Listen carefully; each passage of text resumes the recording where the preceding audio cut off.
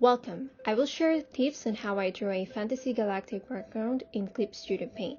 Creating a background painting is a challenging process, hence I recommend watching and reading materials about painting backgrounds and searching for photo references to enhance your imagination and strengthen your skills.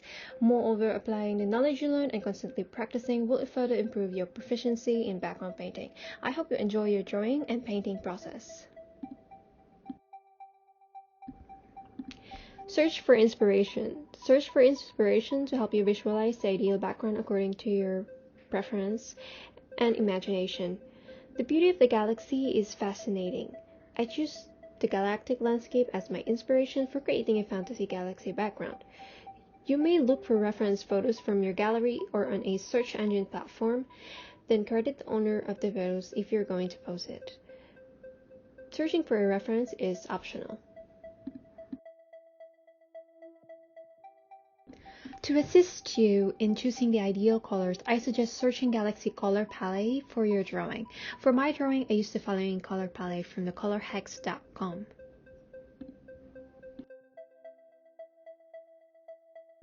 Copy the hex color number from the source and input it in the color settings dialog box. Drawing silhouettes. First, I click the new layer folder icon and name it Castle Silhouettes. I begin drawing the silhouettes of the castle using the Figure U tool. Under the subtool figure, I choose the rectangle and polygon in drawing towers and buildings of the castle. Under the tool property polygon, I click the wrench icon below the box to show the subtool and detail dialog box. Under the subtool detail, I change the number of the corners into 3 to draw a triangle.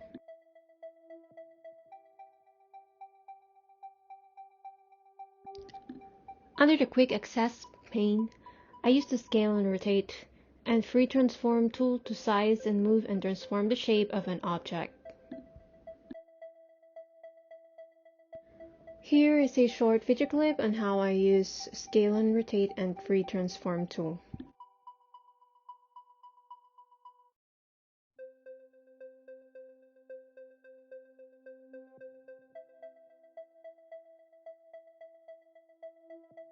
I click the duplicate layer to create a copy of a layer. I use merge selected layers to combine the layers into one. Coloring the silhouettes. I click the lock transparent pixels to color or recolor the drawing.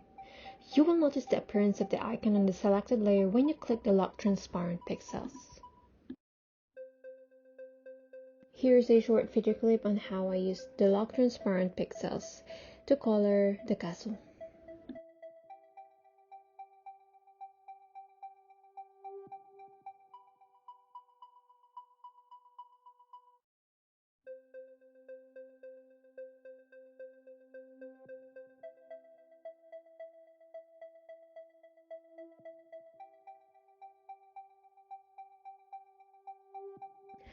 I also add a new raster layer, select the new layer, and click the clip the layer below icon to clip the layer above the castle silhouette layer to color the drawing.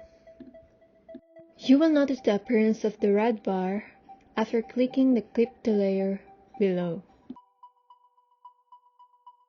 Coloring the background. I add a new layer folder in new raster layer and place it below the castle silhouettes. I add a new layer folder in new raster layer and place it below the castle silhouettes. I use the fill tool to fill the entire background with darker blue color, hex color number 00222. I also change the color of the paper by clicking the top box icon on top of the delete layer icon to change the color of the paper. I added gradient on the background using the gradient tool. Using the gradient tool, I choose the colors. I fill the boxes with a light blue color, hex color number 0011FF, and darker color hex color number 000222 in the tool property custom gradient.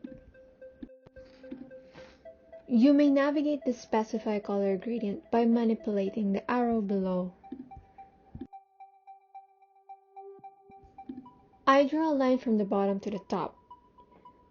As you can see, the lighter color appears from the initial point of the line while the darker color is at the opposite point. Remember, the gradient may vary because a customized gradient is possible with the tool property. To add a glow behind the castle, I duplicate the castle silhouette layer. I place the copy below the original layer. I click the lock transparent pixel and color it with a lighter blue color, hex color number 0091FF. I click the filter menu on the command menu bar, followed by the blur and Gaussian blur. Then, I enhance the strength of the blur by navigating the arrow and increasing the amount of strength. I duplicated another layer of the castle, repeat the process and paint it white to enhance the glow. Here are the sample pictures for comparison: castle without glow, castle with blue glow, and castle with white glow.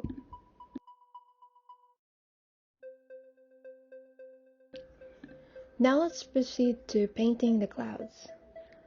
I add a new raster layer and name it clouds. I click the decoration tool to create the clouds. Under the subtool decoration background, I choose cloud.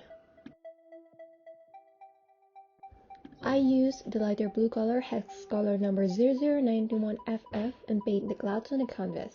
Here is a short video clip to show you how I use the decoration tool and paint the clouds.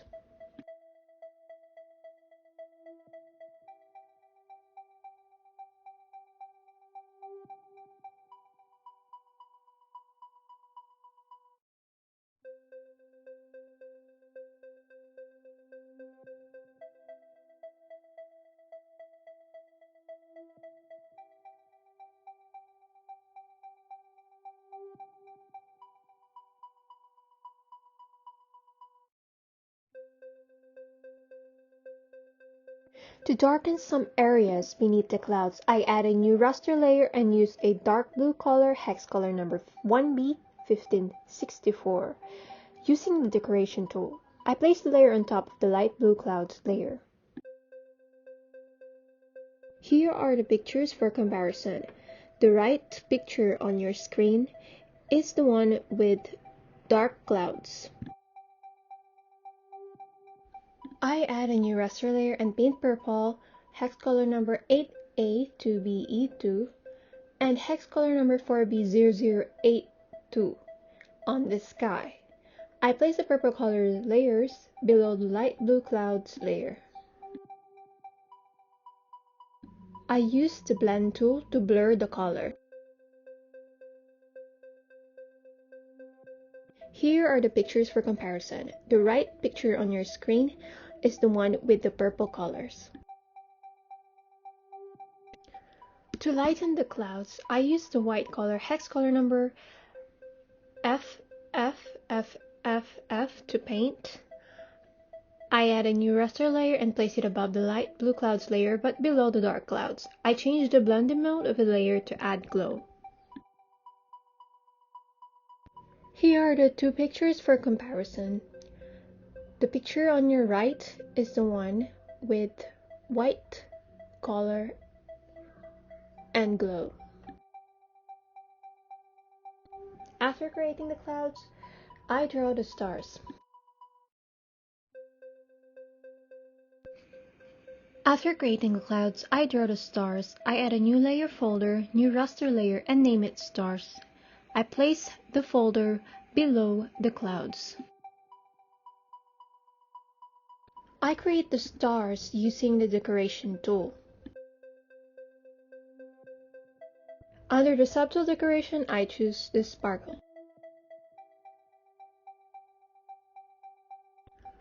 Under the tool property Sparkle, I reduce and increase the particle size to create multiple stars in different sizes. You can explore and navigate the tool properties Sparkle by changing the particle density to create your desired stars. Here is a sample picture of the galaxy with the stars. Now let's proceed to drawing the meteors. After creating the stars, I add new layer folders and new raster layers to draw meteors and the moon. I place the stars below.